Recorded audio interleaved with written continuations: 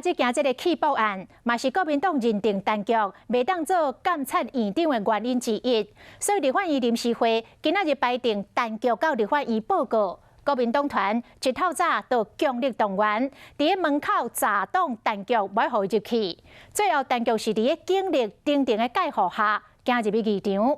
但是伫这个过程中，那里个立委下杀、冲突、相拍。 有人受伤流血，国民党的立委更加是直接甲议场内底麦克甲剪掉。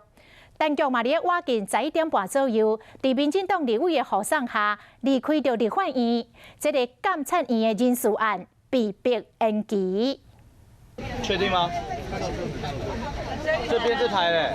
原本守伫立法院车道东路侧门的国民党立委。 突然间冲入去定江街侧门，因为目标人物出现啊，就是去警察顶顶包围的监察院长被提名人陈菊。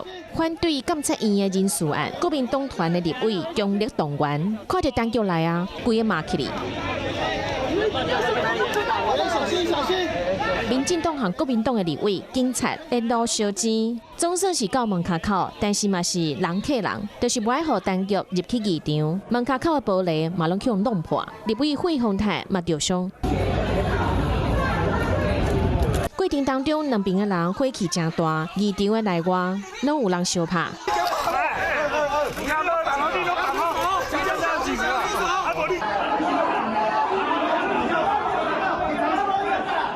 被家暴，对，撕破掉。委员这个胸口上面是不是还有一刀伤？可以看一下。